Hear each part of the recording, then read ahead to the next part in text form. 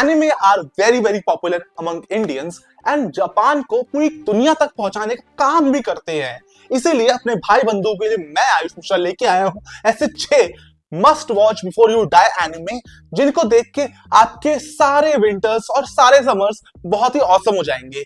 ये एनिमे हर प्लेटफॉर्म पे अवेलेबल है, तो मैं बताता रहूंगा कि कौन सा एनिमे किस प्लेटफॉर्म पे अवेलेबल है। लेकिन सबसे बढ़िया बात है कि इसमें 4 ऐसे एनिमे हैं जो सीजनल नए एपिसोड लाते रहते हैं, और इसमें से 2 ऐसे एनिमे हैं जो अभी या तो ब्रेक पे है या कंप्लीट अपना सीजन कर चुके हैं। तो चलिए ऐसे 6 एनिमो के बारे में जानते हैं कि जो आपको एकदम औसम देंगे, मजा देंगे और आपको सोचने मजबूर कर देंगे कि इनके पीछे की फिलॉसफी, मीनिंग और एंटरटेनमेंट का राज क्या है। नंबर 6 पे एक ऐसा एनिमे जो आपको सोचने में मजबूर कर देगा कि हीरोज का असली मतलब होता क्या है, क्योंकि इस वर्ल्ड में एक ऐसा दुनिया दिखाई गई है जहां पे अगर कोई प्रिजनर कोई बड़ा क्राइम कर लेता है तो उसको मौत की सजा नहीं देते, बल्कि मौत से बदतर सजा देते हैं एक हीरो बनने की।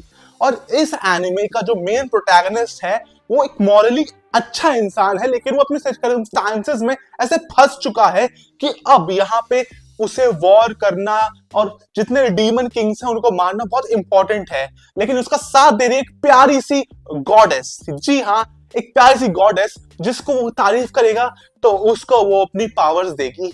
जी हाँ, ये बहुत ही ऑसम कॉन्सेप्ट है और उसका वर्ल्ड और एनिमेशन भी इतना कमाल का। और सबसे बढ़िया बात है कि क्रंची रोल पे हिंदी में भी अवेलेबल है, यानी कि डबल मजा, वो भी बिना किसी लैंग्वेज बैरियर के। अगर आपको जापानीज में देखनी है तो जापानीज में देखिए, लेकिन हिंदी और इंग्लिश में भी देखना मजा आता है तो क्या प्रॉब्लम है, क्योंकि कई बार आप जापानीज रीड करते करते जो एक्शन चल रहा है, जो इमोशंस है, उस पर मिस आउट कर सकते हैं।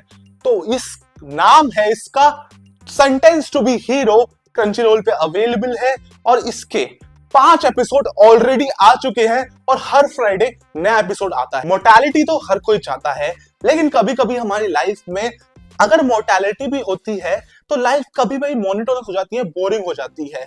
लेकिन कभी कभी कुछ ऐसे एनिमेस आते हैं जो आपको इतनी फील गुड फीलिंग देते हैं कि आपको इस बात से कोई मतलब होता ही नहीं है कि सीरीज में एक्शन है कि नहीं।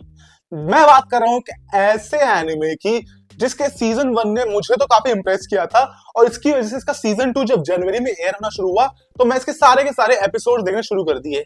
इस एनिमे का नाम है फ्रेरिंग बिलोंग्स जर्नी एंड। सीजन 2 जो जनवरी में अभी एयर हो रहा है, ये कहानी फॉलो करता है एक एल्फ की, फ्रेरिन, जो एक बहुत ही एडवेंचरस जर्नी कर चुकी है और डीमन किंग को हरा चुकी है।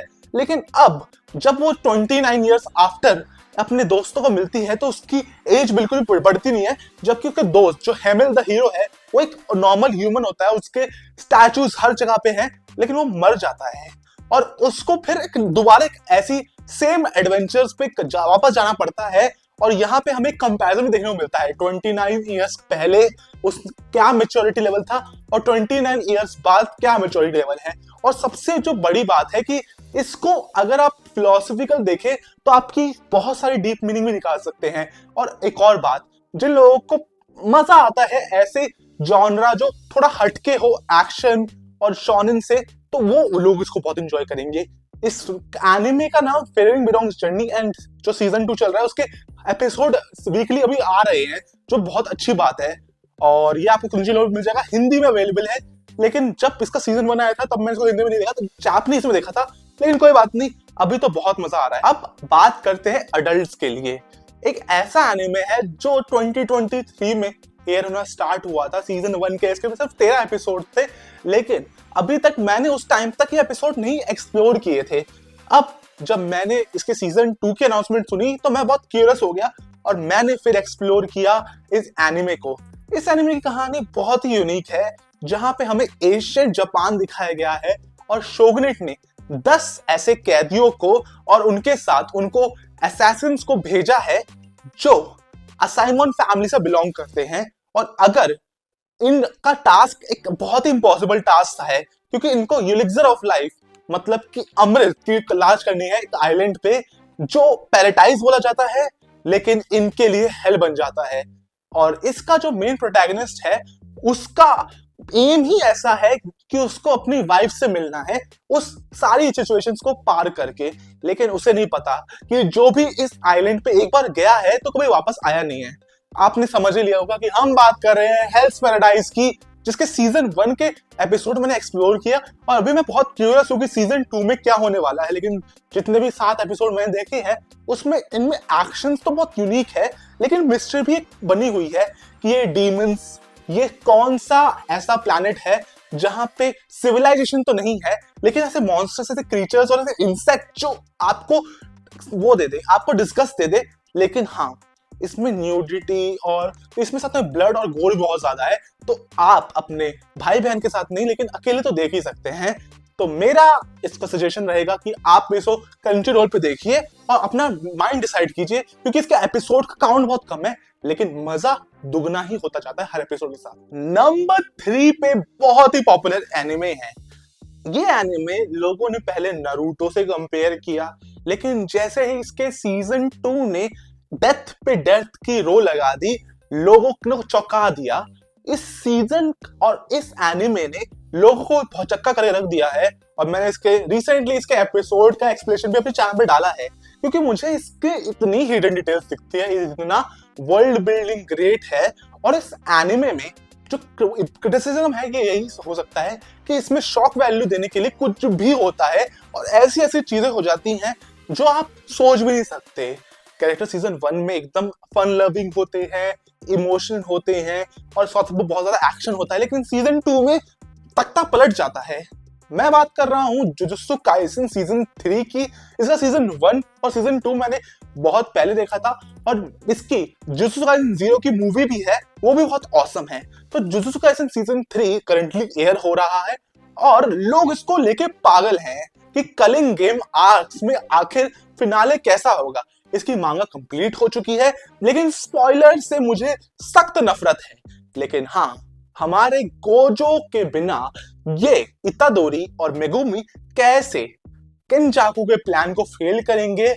क्या मेगुमी इस सीजन में अपनी सिस्टर को कलिंग गेम्स में बचा पाएगा? और क्यों सुकुना को मारना चाहता है एक 400 साल पुराना सिपाही? या फिर उसने केंजाकू के साथ क्या डील करी है? लेटेस्ट एपिसोड ने हर मिस्ट्री को सॉल्व करने के बजाय उसे डबल डाउन कर दिया है और मेरे हिसाब से जुजुत्सु काइसेन का एंड एक एंड गेम लेवल एंड हो सकता है। अगर ये मूवी रिलीज कर दे थिएटर्स में तो मजा ही आ जाए।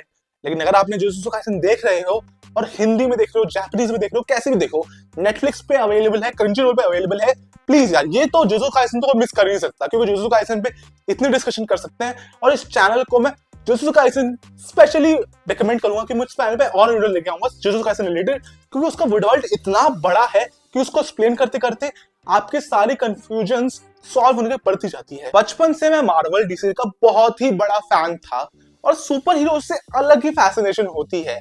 लेकिन अगर 80% ऑफ वर्ल्ड को सुपर पावर्स मिल जाए तो कैसा केओस क्रिएट होगा। लेकिन अगर हमें इसको और डेप्थ में जानना है तो मैंने सुपर हीरो कंटेंट पे रिसर्च शुरू करी और मेरी रिसर्च खत्म हुई एनिमे पर। ऑफ कोर्स ये एनिमे लोगों को बोरिंग लग सकता है, लोगों को चाइल्डिश लग सकता है, लेकिन इस एनिमे से अलग ही लगाव है मेरा। और इसका जो सीजन फिलहाल दिसंबर में ये एनिमे खत्म हो चुका है, अपने 8 सीजन का रन कंप्लीट कर चुका है। लेकिन अभी मैं इसके सीजन 5 के एपिसोड नंबर 18 पे हूँ, लेकिन फिर भी मैं एक्साइटेड हूँ आगे जानने के लिए कि ये स्टोरी कैसे कंक्लूड करेंगे।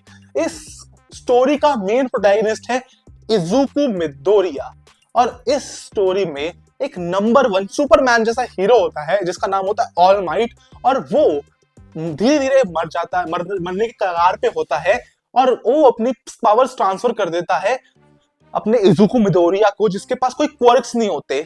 और इस क्वर्क का नाम जो ट्रांसफर करता है उसका नाम होता है वन फॉर ऑल। और फिर कैसे मिडोरिया इसको हार्नेस करता है, कैसे उसकी लाइफ में ऐसे स्टूडेंट्स आते हैं जो टीचर्स से ट्रेनिंग लेते हैं सुपर हीरो बनने की, और कैसे अलग अलग फैसिनेशन कैरेक्टर्स इसमें इंट्रोड्यूस होते रहते हैं। क्योंकि मेरा फेवरेट कैरेक्टर जैसे कि बाकुगो और टोडोरोकी इस सीजन के बहुत फेवरेट है और इजुकु मिडोरिया भी अपने आप में ग्रेट है।